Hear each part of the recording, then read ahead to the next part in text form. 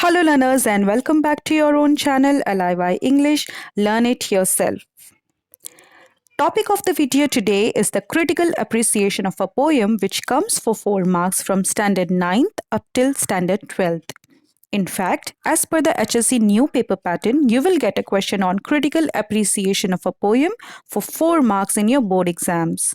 In this video, we will understand what is meant by critical appreciation, how should you write the critical appreciation, and finally, I will share with you one solved example of critical appreciation of a poem. So without further ado, let's start the video. First, let us try to understand what is meant by appreciation. If we go by the literal meaning of the word appreciation, उसका मतलब होता है किसी जगह, किसी इंसान या किसी चीज़ की अच्छी चीज़ों, अच्छाइयों और खूबसूरती को रिकॉग्नाइज कर पाना, पहचान पाना, फील कर पाना, इंजॉय कर पाना और उसे अप्रिशिएट कर पाना। इसी का मतलब होता है appreciation. Now, what is meant by critical appreciation of a poem? It means to evaluate and analyze a poem in order to have its better understanding. Poem को इवैल्यूएट और एनालाइज करना ताकि हम उसे बेहतर तरीके से समझ पाए, उसे गहराइयों तक उसकी मीनिंग को समझ पाए और उसके अलग अलग पहलुओं पे डिफरेंट एस्पेक्ट्स पे रिव्यू कर पाए, कमेंट कर पाए। ये सब का मतलब होता है critical appreciation of a poem. Now the question comes कि आपको critical appreciation of a poem कैसे लिखना है, इस क्वेश्चन को आपको कैसे सॉल्व करना है एग्जाम में। सो फर्स्ट ऑफ ऑल, जिस पोएम पे आपको अप्रिसिएशन लिखना है, आपको उसे अच्छी तरह से समझना है, उस पोएम को अच्छी तरह से रीड करना है, रीड करना है, अनलेस एंड अनटिल आप उसको अच्छी तरह से समझ पाओ। और उस पोएम को समझने के बाद आपको अपने आप से कुछ सवाल पूछने हैं, जिसका जवाब अगर आप अच्छे से दे पाते हो, आप समझ चुके हो उन सवालों के जवाब, मतलब आप critical appreciation of a poem लिखने के लिए रेडी हो। Now what are these question? What is it about? The first question is what is it about? मतलब पोएम का थीम क्या है, पोएम का सेंट्रल आइडिया क्या है। पूरा पोएम पढ़ने के बाद आपको क्या लगता है ये पोएम किस चीज़ के बारे में है। Second, how is it done? उस थीम को लेके पोएट ने उस पोएम को किस तरह से क्रिएट किया है, किस तरह से प्रेजेंट किया है। Third, how successful has it been? उस थीम को, पोएम के थीम को, पोएम के मैसेज को अच्छी तरह से डिलीवर कर पाने में वो पोएम या वो पोएट कितना सक्सेसफुल रहा है आपके हिसाब से। What is the moral? Poem हमें क्या मैसेज देती है, हमें क्या सीख देती है। And last, how is the tone? Poem का टोन क्या है। बहुत सारी टोन जो है, पोएट्स है, डिफरेंट काइंड्स ऑफ पोएट जो है अपनी पोएम के लिए अलग अलग टोन का इस्तेमाल करते हैं थीम के हिसाब से। There can be sarcastic, they can be humorous, they can be funny, they can be sensitive और रिफ्लेक्टिव। तो बहुत सारी टोन होती है, तो आपको पहचानना है कि उस पोएम का टोन क्या है, लैंग्वेज स्टाइल क्या है। अगर इस सारे क्वेश्चन के जवाब अगर आप दे सकते हो, समझ चुके हो, तो आप क्रिटिकल अप्रिसिएशन लिखने के लिए रेडी हो। Now let's look eight one example. This is how you will get a question on the critical appreciation of a poem. It will be like, with the help of the following points, write an appreciation of the poem Song of the Open Road. यहाँ पे मैंने song of the open road जो 12th standard text book की poem है उसे लिया है और उसका मैंने क्रिटिकल अप्रिसिएशन किया है। ये सारे जो पॉइंट्स क्वेश्चन में दिए होंगे, आपको इसी पॉइंट्स के बेस पे आपको अपना क्रिटिकल अप्रिसिएशन लिखना होता है। What are the points? About the poem, poet and title. आप अपने अप्रिसिएशन का स्टार्ट पोएम के इंट्रोडक्शन से, पोएट के इंट्रोडक्शन से, और वो पोएम कितना सिग्निफिकेंट है, किस बुक से लिया गया है, उससे स्टार्ट करोगे। आपको इन पे कुछ 2 से 3 लाइनें लिखना है, 2-3 लाइनें काफ़ी होती है। Next, the theme. उस पोएम का थीम क्या है, मेन सेंट्रल आइडिया क्या है, मैसेज क्या है।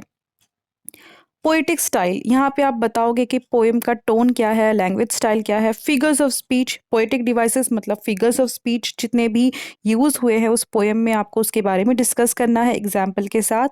स्पेशल फीचर्स, जैसे हम जानते हैं कि पोएम जो है, पोइट्री जो है, बहुत क्रिएटिव और बहुत स्पेशल फॉर्म ऑफ लिटरेचर है, बहुत अलग होता है और हर पोएम दूसरी पोएम से अलग होती है। तो क्या फीचर्स है, क्या क्वालिटीज़ है उस पर्टिकुलर पोएम की जो दूसरी पोएम से इसे अलग करती है, आपको उसके बारे में डिस्कस करना है। फेवरेट लाइन, उस पूरी पोएम में आपकी फेवरेट लाइन क्या है जिसे आप जो आप बहुत पसंद करते हो और जिससे आप बहुत ज़्यादा रिलेट कर पाते हो? आपको ना सिर्फ वो लाइन लिखनी है बट बल्कि आपको वो एक्सप्लेनेशन देनी है कि क्यों आपके लिए ये फेवरेट लाइन है। Then message, moral and values, इस पोएम से रीडर्स को क्या मैसेज मिलता है, क्या सीख मिलती है और क्या मॉरल मिलता है। एंड लास्टली योर ओपिनियन, आपके हिसाब से ये जो पोएट है ये पोएम को डिलीवर कर पाने, पोएम के थीम को डिलीवर कर पाने में कितना सक्सेसफुल रहा है, किस तरह से ये पोएम रीडर्स को अफेक्ट करती है, आपको उसके ऊपर लिखना है अपना opinion.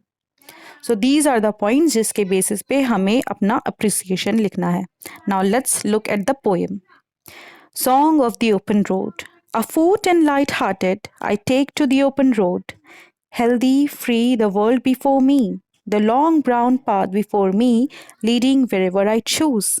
Henceforth, I ask not good fortune. I myself am good fortune. Henceforth, I whimper no more, postpone no more, need nothing. Done with indoor complaints, libraries, querulous criticisms, strong and content, I travel the open road. The earth that is sufficient. I do not want the constellations any nearer.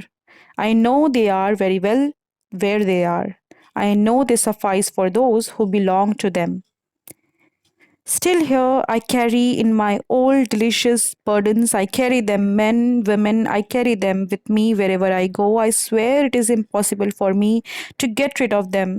I'm filled with them, and I will fill them. So, this is the poem. Now, let's look at the appreciation of the poem. Song of the Open Road is taken from Leaves of Grass, published in July 1855, written by one of the most influential poets of America, Walt Whitman. It is considered as one of the most influential poetry texts of all time. So, this is about the poem and the poet. Next, this is an optimistic poem that touches on the themes of freedom, self awareness, free will, and tenderness of heart. The poet views the road as presenting countless opportunities for people. So, this paragraph is about the theme, the central idea of the poem. Next, the poem is written in a free verse with lines of varying length, symbolizing the value of freedom throughout. So, this is about the poetic style. And then poetic devices. The poet makes use of many poetic devices throughout the poem, such as alliteration, antithesis, inversion, repetition, metaphor. He beautifully employs metaphor while referring to road as the journey of life. The use of these devices makes the poem more expressive. And then the special feature of the poem, the use of imagery adds to the beauty of poem, painting the optimistic picture of life into the minds of the readers, which make the poem more effective and special.